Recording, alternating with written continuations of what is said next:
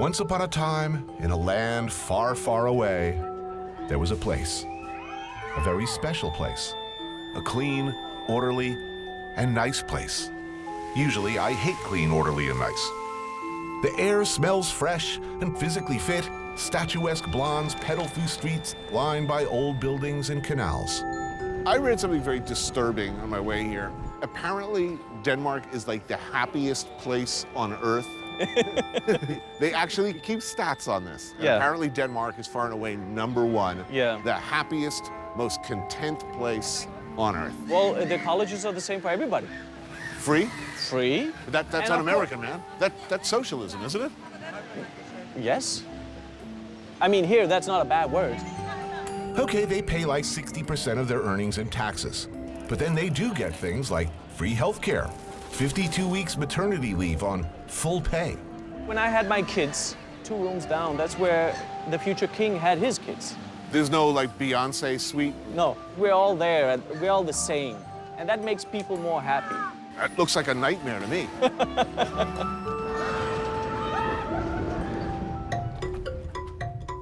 By the way, it would be helpful to point out, this show is not about Denmark.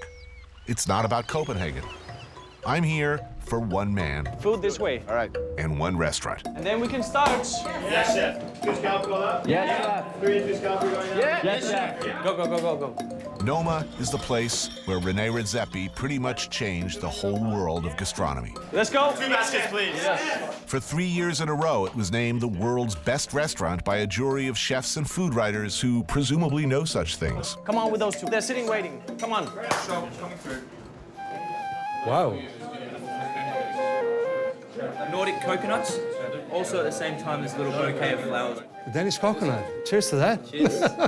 And so, the question, how does this nice, down-to-earth guy rise to the top of the food world, all while presenting things that no one could possibly think would taste that good? Let's have a bite of flowers. Oh, man. Oh, they're delicious. I'm not sure, but that's what I'm here to find out. Have they had the moss? Let's give them the moss. Yes, chef. We know that Noma has been said to be the world's best. This is a dish that is 20 man-hours of work a day. And what we've heard outside of Denmark is that René sources his ingredients exclusively from the Nordic region, mostly from within 60 miles of the restaurant. Get a better one than Need this. a better vessel, quickly, come on. Yes, chef. Think about that. Denmark is not exactly the Mediterranean. Summers are short. Service. What René and crew started, what they're famous for, is foraging for ingredients. Reindeer moss with last year's harvest of sep mushrooms. And color me dubious. Did you ever eat moss before? No.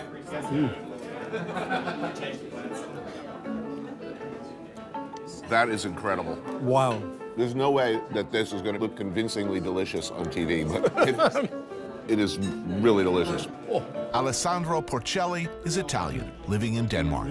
He worked at Noma before starting Cook It Raw, the roaming Boy Scout camp for the world's best chefs. I met René in 2004.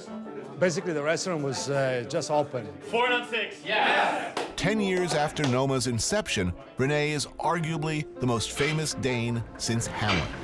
And so, it's happily ever after, right? Not quite. It's funny that all this happened actually in Copenhagen. You have all these rules about the Jante law, you know, where you Right. have these guidelines where you never wanna brag stand about out. yourselves. It's all understated. The law of Jante, which discourages attention-seeking, is part and parcel of living in Denmark. Danes who think too big are often cut down by their peers. It's hard to really make an effort.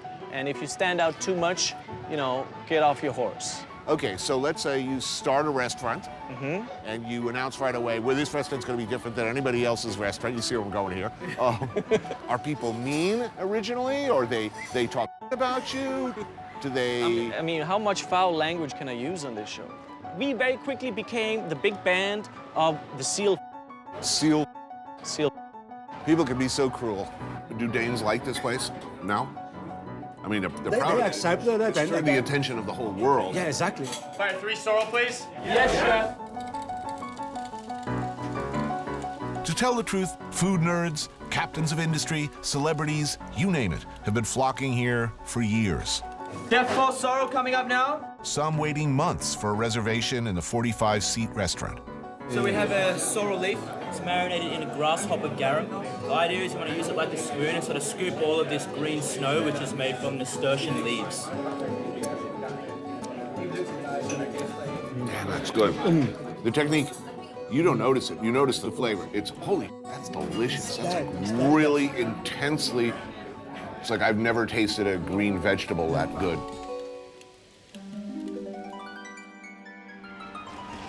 So we're in Tivoli. You see, there's like lawns, people sit down, the sun is out, the birds are singing. This is where happiness was invented. Tivoli Gardens, it is said, is the second oldest amusement park in the world. Stroll in here, watch the pantomime that's hundreds of years old. I've only been here once with my kids, actually. I work all the time, unfortunately. Well, this is usually the place where young kids take their first date. How old is this thing? I don't know, man. This is made for kids. Does it feel a bit wobbly? Totally, and ancient. I'm a little uncomfortable. You see, Copenhagen is dangerous, too. Yeah, right? Whoa. There you go. Damn, you know, this is not bad. So there you see, just this little tiny park in the smack It's center of not the city. huge, is it? It's all just squished right in the middle. It's like Singapore, you know, all dense together. And Yeah, but no death penalty. no, only the sort of the public humiliation if you up with something.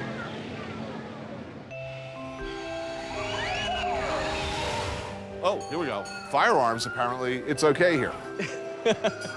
You know, I've actually never fired a firearm in my life. Really? And I've never driven a car. You've never driven a car? Never driven a car. Okay, this is good. This will be empowering. This could change your whole life. Yes. Every time you fire, you need to reload. It's important. You don't need to tell him he's American. All right. Man, so is this a competition? Call it what you like. All right. Blow it up.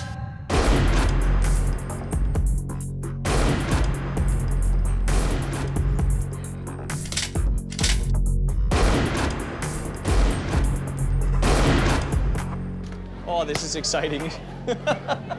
I think we definitely have a winner here. Oh my God. Not a single one? I have to go. That's what we call a nice grouping. This is like a public school, you know, shooting range. After this, we're going to steal a car, and I'll teach you to drive. Yeah. Come on, guys, they're waiting now. Let's go. Familiar with this one at all? No. So traditionally, it's served around Christmas time. We call them able skewers. You got a little fish rammed right through. I love it. Isn't it sweet? And there's a pickled cucumber in the middle. That's great. Is it just awesome? Very traditional flavors. There's all these old school restaurants that have been here for hundreds of years. The herring, the rye bread, the smoked fish, the traditional stuff, you know? There we go. Thank you, my good man. Welcome to the happiest place On Earth. on earth. Oh, there we go. All right. Smoked eel, fjord shrimps, Pickled herring. pickled herring. These tiny little shrimps, it's one of the few seasonal offerings that Danes look forward to. Our eating traditions are not that big here. Historically, we've eaten for survival. It was fuel to us. Lutherans were not exactly the most fun bunch. It was sinful to take too much pleasure in food. You know, if you're sitting at the table going, oh my God, that's so good. Ooh, that's delicious. You're already going down the slippery slope to who knows what other kinds of behaviors. You know, my father's an immigrant here. I'm not even full Dane. Your father was Macedonian? Yeah. Mother? From the former Yugoslavia. And then you left Yugoslavia at what age? 14. People make fun of me when I say I've never driven a car, but I never had a Coca-Cola until I was like 17. It just wasn't in a small little village where there's two cars, you Right. know? The first food memory I have is also from there, and it was my father. And the day before, we'd been to the mountain picking chestnuts. And I remember so vividly as a little child, I woke up and I saw my father just roasting chestnuts. And then I started hearing all these things popping. 20 minutes later, they were in a bowl, and my aunt, she poured milk that she'd just taken from the cow, and we had that for breakfast. It was so natural that we went to the mountains for chestnuts.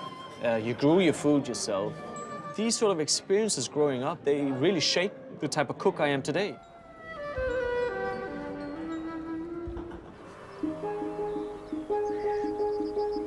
So now you have a generation of young cooks like myself, and they're all over town, looking for the flavor of a region. What is the flavor? What are the ingredients that we have, and how do we combine them in a way that tells something of where you are in the world? Between me and nature, there's not so much love. Nature is where bugs live. Port turbot call that? Yeah. But I'm learning reluctantly, over time, how much I've been missing. We can present it now. René's proclivity to scrounge around for flavorful stuff that grows wild Welcome to the beach. What do you think of a good old Danish beach? pretty much kick-started the restaurant world's now widely emulated practice of foraging. You see all this grass, but actually these are succulents. We're doing beach cabbage for them, no? René, since the beginning, is thinking about how to put into a plate what's around you, basically. Well, you need to be like a 19th century naturalist if you're going to do this. Yeah, you're you going need to be a botanist, a naturalist. Chew on this. You taste cilantro? Yes, the cilantro. Disguised as grass. Here, here, here. It's everywhere. Good to go? Service. Service? So we have some roasted turbot. The roe is on the top there. Beach plants, beach cabbages around the outside. So I know these ingredients. We were plucking them yesterday. Yeah. Wow. This should be the future, no? Your mama cooked these dishes. Let's go and forage, guys. Come on, kids. Oh, there you go. Look. Sea beans. Salty, juicy, crunchy. I mean, if I were looking at this at home, I would very much be thinking, come on, man, it's grass. It's grass. Yeah. It's green stuff that all tastes the same. Yeah. It totally doesn't. It totally doesn't. Now, is some of this stuff poison? Yeah. Have you ever eaten something that... Oh, yeah. Yeah. On-the-spot diarrhea. Really? Oh. The dark side of foraging. 2 fish heads. Yes, sir. Growing your own food, finding your own food. Yeah. That was life in Macedonia. Yeah. But for a lot of people right now, it is an affectation. The worst moments, the worst meals are when people are just following a sort of a culinary trend. And they will see, oh, there's an edible, but it tastes like but it's edible and it's foraged, therefore I put it on the menu. You know, it's gonna go on the fish no matter what. 2 pikehead walking, beautiful. Oh, now... Pikeheads with the beach herbs that you guys foraged from yesterday. Ah, Okay.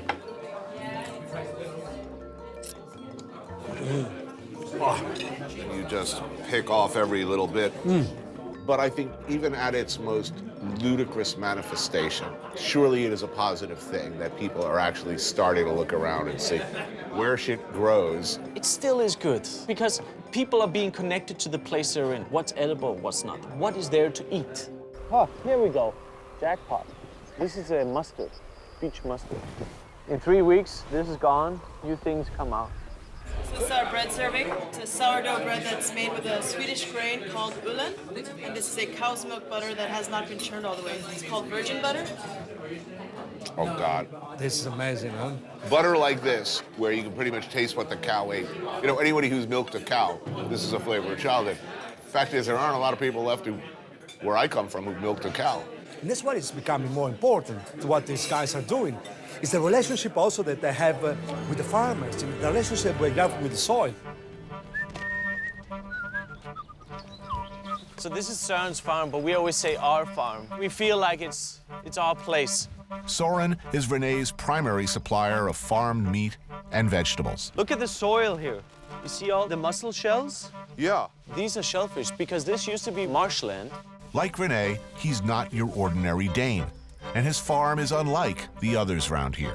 This used to be monoculture, Yeah, 15 hectares with carrots. just carrots. And now, how many, what are you growing? Between 120 and 170 different things.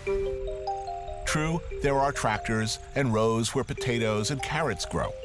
But much of what's happening here is a mix of wild and cultivated. This is wild angelica.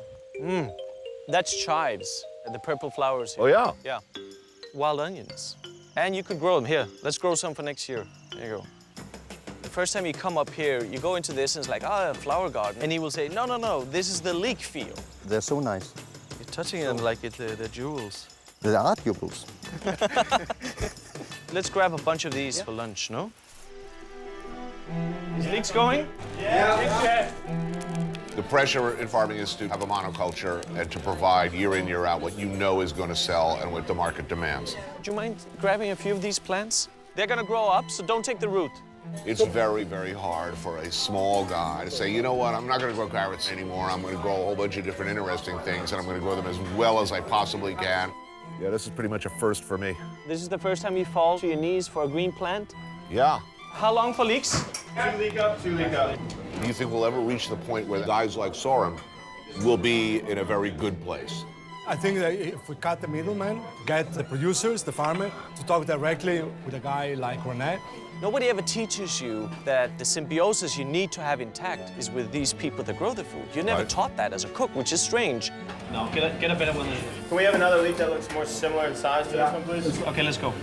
And I think also, respect to your chefs, how should you know anything about this landscape? I've been here for 30 years and I just know small, tiny part. Grilled leeks. So we just scoop it up. I think we picked these yesterday. Ah, yeah? Oh, man. That is the meatiest, most umami-filled vegetable I've ever had. Yeah.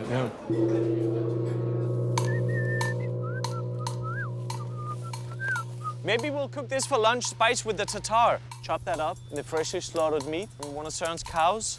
Hi. Hey, what else? The asparagus. Yes, let's do that. I'm hungry, man. Two asparagus cut up? Yeah.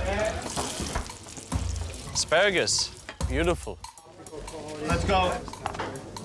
We have sauce up, please? Yes. And then just one dollop in there in the middle, okay? Yes. We roast the asparagus with this pine.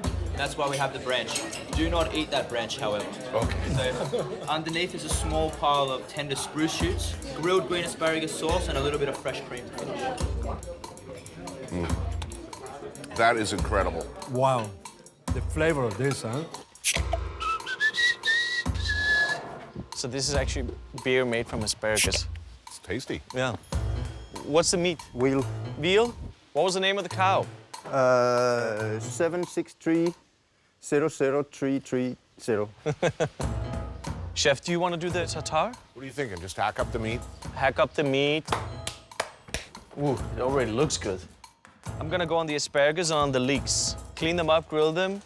A little sun lotion on these guys. Søren, do you want to do a potato salad? Yeah. What should we put on the tartare? Wild onions. Bit of this horseradish. That's the chives, chive flowers. Okay, a little salt on the leek and a little cheese? Yes. That's the angelica. Take all these flowers and we mix that in. Some vinegar. Elderflower vinaigrette for the grilled asparagus. A few eggs from my mother's 3 birds. Done. Didn't take us 10 minutes, but we have 4 courses. This is like 3 Michelin stars, chef. Oh, yeah. Ooh, oh man. Perfect. Look at that. Wow. Wow, wow, wow. And that egg. What an egg. Yeah. Do you eat like this all the time? I bring my kids up here. All the staff comes here often. This becomes your reference frame for how fresh an asparagus should be. Just harvest, just cooked, just eaten. I mean, I think a place like this, in addition to being the best restaurant in the world and whatever else, it offers a real possibility. There is food around that, with a little effort or a lot of effort, you can make into something really delicious. That is the hard thing, yeah? Change the way that people think about food. Not just the 35 people that can afford to come and eat here in Noma. Thank you for joining. Thank you, chef. It's magnificent, yeah. Magnificent.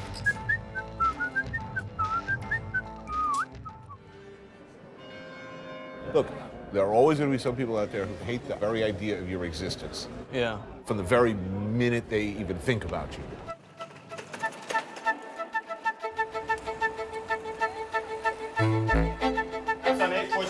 Yes.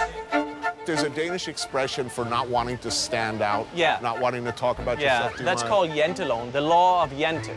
Wow. So it's yeast? Yeast product. It's beautiful. Here we are, 10 years ago. We're opening. We're saying we're gonna try something else. 2 lobsters on hold. 2 lobster roll called out? Yeah. Stuff like that in that time was just unheard of. It was beyond stupid. And why do you even try? Why are you fiddling with stupid concepts? Straw to wild lobster claws and nasturtium petals. Wow. Look at this. This is very complex.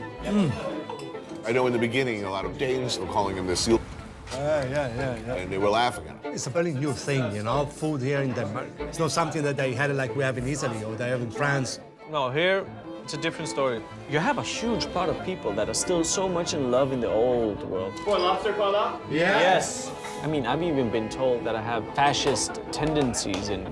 There's been op-eds written in Danish papers. Vinegar, please. Linking what we do at the restaurant to some of the most horrible moments in recent history. So this is the tail of the lobster with a little bit of the head juices underneath these nasturtium leaves. Use your hands.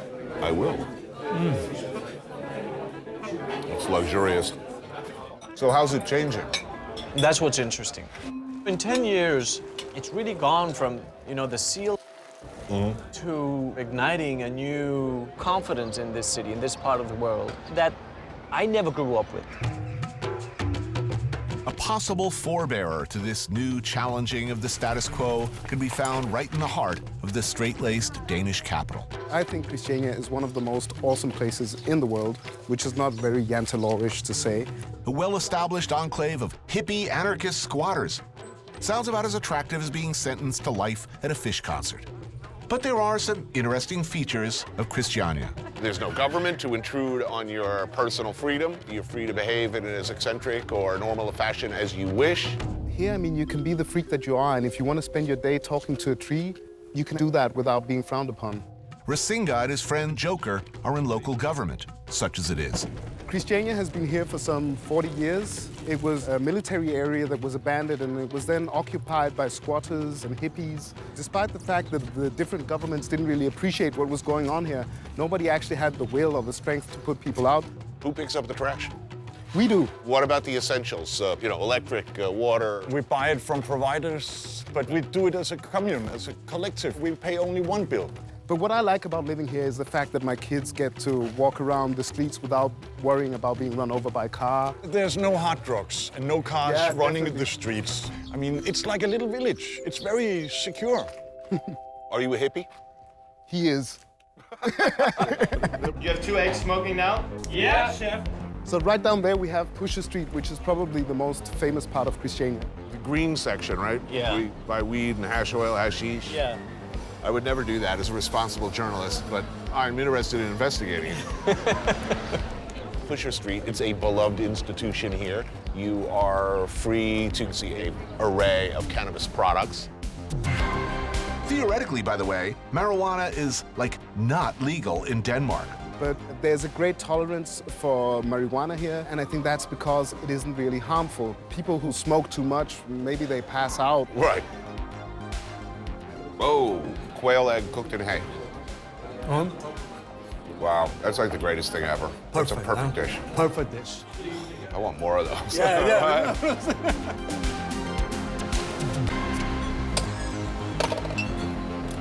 So here you go. Thank you. So there's nobody in charge. I am. I'm in charge. Yeah. The only problem is everybody else is too. Yeah.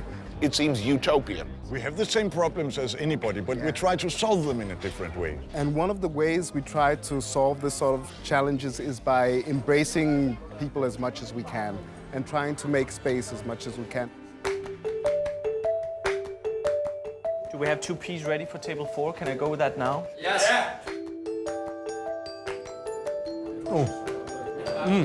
Extraordinary. I was reading something you wrote that's very un-American in its concept, which is don't be afraid to fail. Yeah. When we did this dish, to us, it was a very big moment because we burnt it by mistake. And then we thought, okay, it's a mistake, let's see what happens. And we cooked it, and then we had a new paste, a new sort of spice for us. That's indescribably delicious. All cookbooks, particularly American cookbooks, are written from the point of view that if you only follow this recipe, it will turn out great. You're safe. This is what we try to talk about every day in the kitchen with the cooks on Saturday night projects. Apparently, this is when you invite members of your crew to put up a new dish for comment. After each grueling work week concludes, cooks from every level of the brigade stay late to submit their newest culinary ideas. Everybody's in on this? Everybody's in on it. This could be a very uncomfortable, you're hanging it out. This forum is about failure, so yes. All right, let's see what you got. Luke, go for it. At no point in my career would I have wanted to subject myself to this kind of mass scrutiny. No, but watch, it's not bad, huh? It's not bad. It can be bad. I mean... What do you have for us, chef? A fermented apple tea. This one I did with razor clam and some chamomile as well. There's this lamb's tongue, cooked for 10 hours at 70 degrees. Kohlrabi, just fermented with water and 2% salt. And this is sea buckthorn juice with brown butter. So what we have here, sep ice cream with some barley. Mushroom ice cream and fermented barley sauce. Yes. Wow. I think the lamb's tongue is a great ingredient. Personally, I'm not getting what the kohlrabi brought to the party. The razor clams are a bit sweet, and with this broth, it's quite sweet, so it becomes very one-dimensional. Why can't you do that for your next project? Dry salt versus brine salt. She uses elements that I would never use in a dessert, and it tastes good. I like it. Given a choice between a traditional dessert and this, I would be very, very, very, very happy with this. I thought it was delicious, really delicious. Thank you. Who's next? Whoa! So here I have a dish of strawberries and cream. I decided to go out my bike and see what I could get. So all the flowers that are here, the lady let me pick them in her garden. So I have strawberries that are pickled in rose vinegar and a creme fraiche at the base that's been infused with burnt roses and rose pollen. Do we just clap or?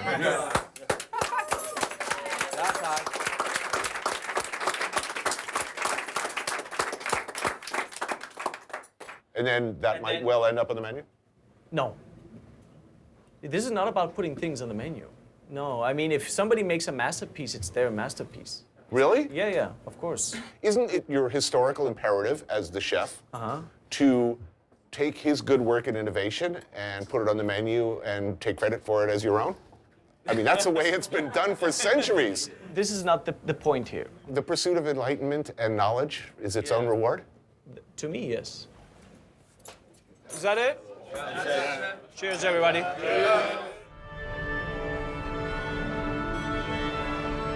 Let's have some crayfish. Delicious.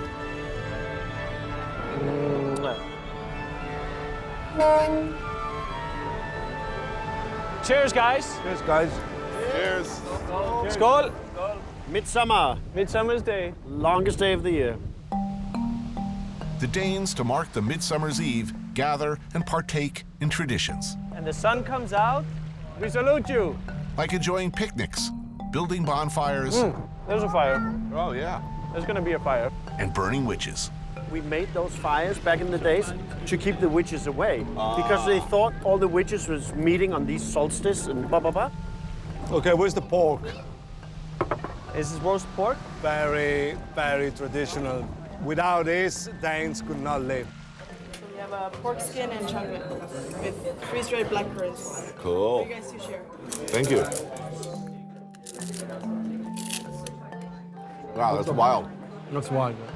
It's the flavor of Denmark, right? Roast pork with crackling, red cabbage, pickles. Man, that is a serious sandwich. That's Oh, that's just amazing. Oh, a rainbow. This is almost too pretty.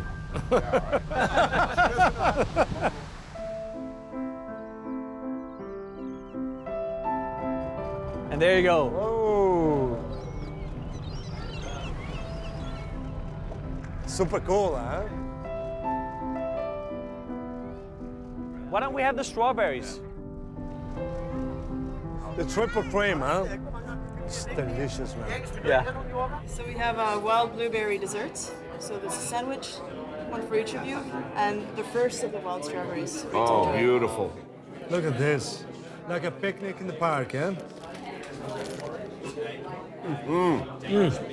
Wow. So the Midsummer Day in Denmark. Wow. Look at the witch.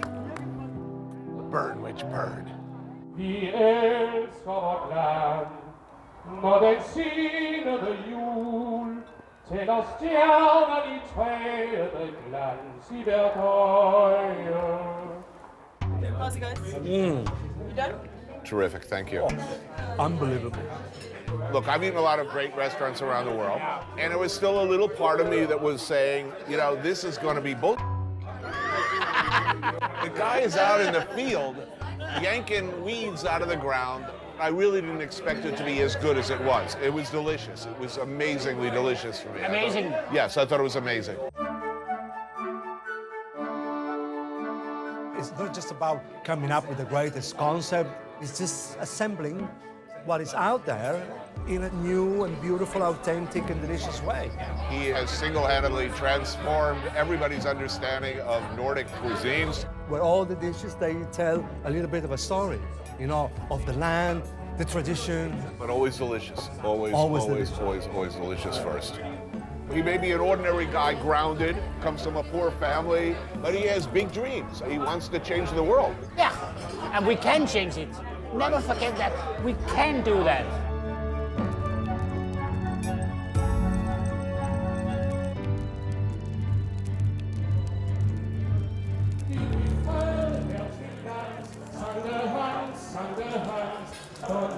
Aldrig bliver tvivl.